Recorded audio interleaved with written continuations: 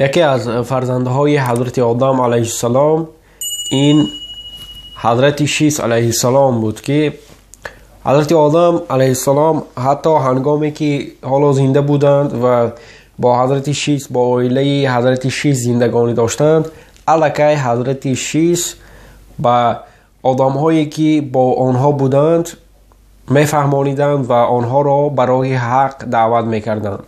و پس از آنی که حضرت آدم علیه السلام از دنیا گذشتند، برای مردم همچون پیامبر، همچون فرستاده خدا حضرت شیس علیه السلام انتخاب کرده شده بودند.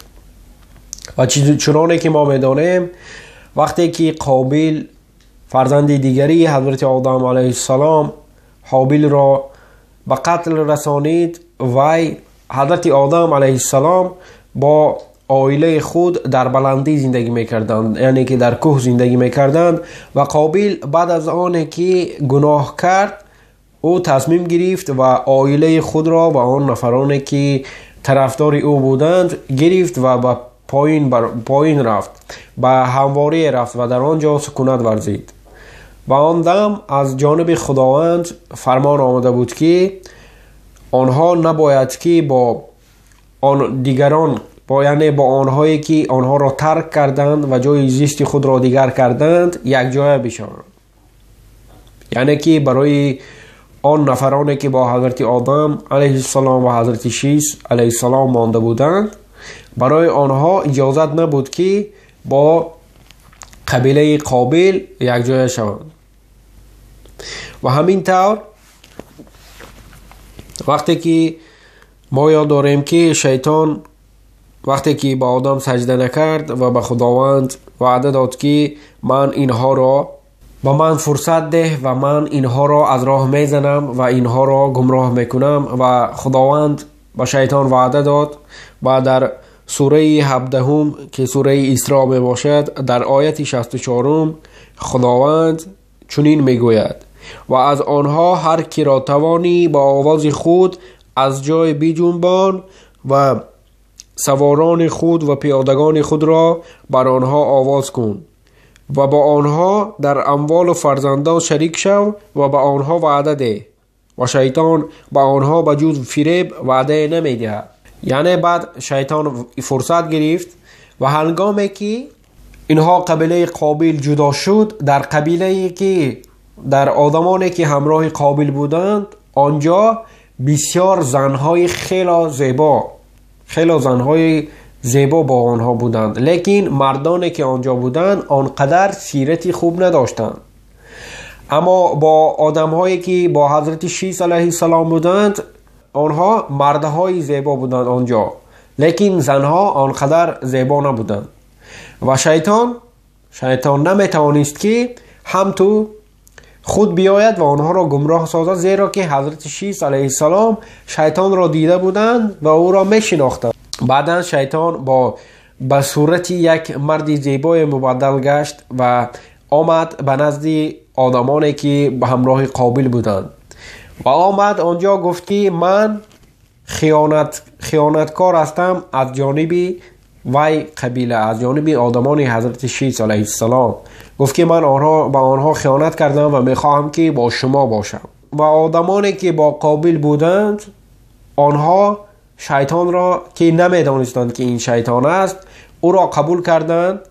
و پس از آنی که آنها قبول کردند شیطان از آنها خواهش کرد که برای من کار بدهید، من میخواهم که کار کنم. و آنها گفتند که چرا نه، چرا باید که اگر در بین ما یک خائن از جانب آنها باشد این بد نیست. و به شیطان جای کار یافتند. و در وقتهای اول، در مدت اول همچون آدم شیطان بسیار کار خود را بسیار خوب اجرا میکرد و او خیلی سیرت خوبی داشت، یعنی که یک مردی زیبای بود و کارهای خود را در وقتش با خوبی انجام میرسانید. و چنانه که در آیت 64 سوره اسراء خواندیم، خداوند با شیطان گفته بود که و از آنها هر کی را توانی با آواز خود از جای بجنبان. یعنی که اینجا کلمه آواز استفاده شده است و مفسرای قرآن، آنهایی که قرآن را معنی داد میکنند، آنها بسیاری اکثریت آنها میگویند که اینجا کلمه آواز معنای همان موسیقی را دارد. یعنی که موسیقی این آواز شیطان است.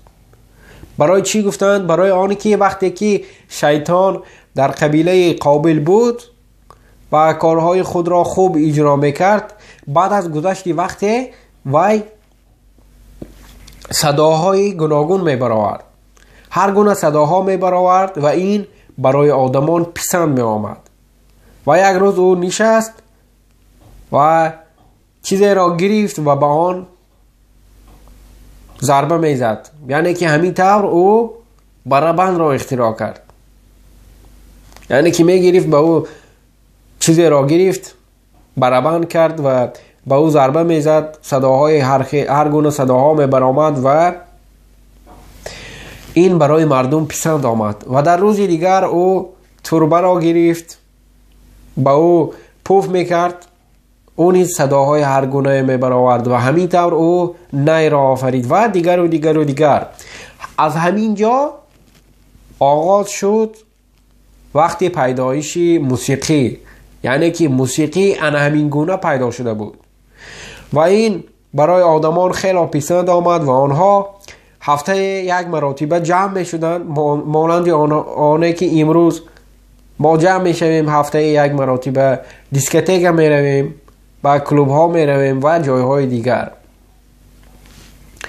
آنها نیز امین یک مدتی معین برای خود انتخاب کردند و آنجا جمع می شدند و با این موسیقی با فکر خود، یعنی که استراحت می کردند، راحت می کردند. و آمد زمانی که شیطان با این قانع نشد و راه به سوی قبیله آدمانی که با حضرت شیس علیه السلام بودند راه به سوی آنها گرفت و او آمد به نزد جوانان، و نزد آنهایی که جوانتر بودند یا آشتر بودند و به آنها گفت که ببینید که شیطان چگونه آنها را فریب داد و در فریب خود بلغزانید، با فریب خود. یعنی که او به آنها گفت که آن آدم هایی که آنجا هستند آنها خیلی ترقی کردند و آنها یعنی که برادرزادگان شما هستند، یعنی که فرزندهای عمک شما، خاله های شما، یعنی که آنها خویشاوندان شما هستند. و چی جای گندگی دارد وقتی که آدمان نزدیک، یعنی که خویش ها با هم واخورند، با هم صحبت کنند. و بینید که چگونه سوال داد. و جوانهایی که با حضرت شیس علیه السلام بودند آنها به این سوال داده شدند و گفتند که در اصل، در حقیقت چی جای گندگی دارد وقتی که ما با خویشاوندان خود واخوریم، صحبت کنیم. و یک گروه از چند نفری آنها را شیطان با همراه خود گرفت و به نزد آدمان قبیله قابل برد و آنها آنجا در آن موسیقی که شیطان می نواخت همراه آنها استراحت کردند و هنگامی که باز دوباره برگشتند به سوی قبیله خود، آنها به دیگران نیز این را فهماندند، گفتند که وای آدم هایی که آنجا هستند خیلی و خیلی ترقی کردند، آنجا خیلی صداهای زیبایی هست، چیزهای گوناگونی هست. و وقتی که مراتبه دوم می آمدن تا اینکه از این آوازهایی که شیطان می برآورد، از این موسیقی راحت کنند و استراحت کنند، آنها همراه خود باز یک چند نفر دیگری را گرفتند و همین دور هر باره که آنها می آمدند شماره آنها زیاد و زیاد می شد و آنها وقتی که در این موسیقی راحت می کردند و استراحت می کردند، آنها فرمان خداوند را آهسته آهسته از یاد می برآوردند. آنها از یاد می برآوردند که مقصدی به دنیا آمدن آنها در چی است. یعنی که وقتی که حضرت آدم علیه السلام اشتباه کردند، خطا کردند، از خداوند بخشش پرسیدند و خواستند که برای آن کس فرصت بدهد تا توانند این خطاگی خود را اصلاح کنند. و بعد از همین خداوند برای سنجش کردن، برای امتحان کردن حضرت آدم علیه السلام را به زمین فرستاد. و ما و شما باید فراموش نکنیم که یعنی که ما را خداوند به زمین آورد تنها برای سنجیدن ما، یعنی که تنها برای امتحان کردن ما و شما. و این در سوره 5 که سوره مائده هست، در آیت 94 خداوند میگوید که ای مؤمنان، هر آینه خدا به شما چیز از شکار که دستهایتان و ای مؤمنان، هر آینه خدا به شما چیزی از شکار که دستهایتان و نیزه هایتان به آن برسد شما را می آموزاید، شما را می آزماید، تا خدا کسی را معلوم کند که از وی غایبانه می ترسد.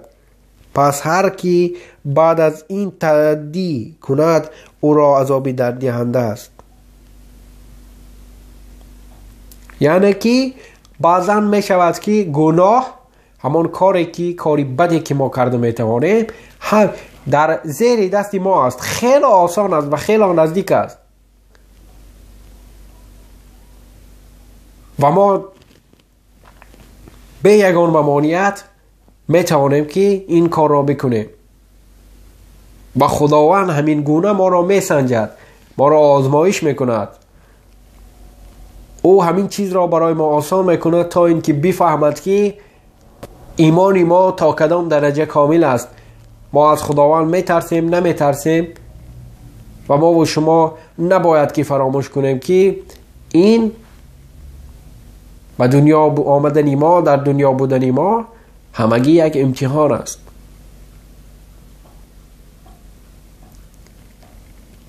ببینید هنگامی که ما موسیقی را میشنویم چیکار میشود؟ ارگانیسم ما چیکار میکند؟ انگشت های ما آهسته آهسته می جنبد، چنانه که خیلی که میگویند با همان ریتم. یعنی که اول یک انگشت، بعد دومی، بعد سیومی و همین طور بعد پاچه ها می جنبد، بعد میان می جنبد و بعد سر و دیگر جای ها. و آیا هم شما آیا بار هم سوال به خود کرده اید که در همین حالت همان انگشت های و پایه های شما را کی داره می کند؟ البته که شیطان. او شما را وسواس می کند که تا همین کار را بکنه و به این فریفته شده از مقصدی اساسی، وظیفه اساسی که شما در این دنیا دارید شما را دور می سازد.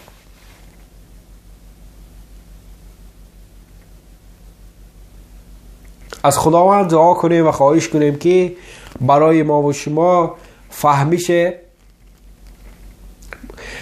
بدهد، چشمهای ما را گشاده کند و ما را در راه راست هدایت نماید.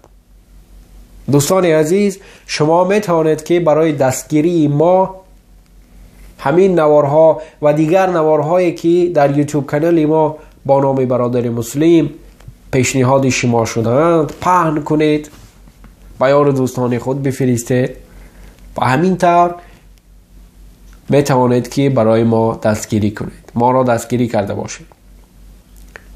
خداوند نگهبانی هر یکی شما. السلام علیکم و رحمت الله و برکاته.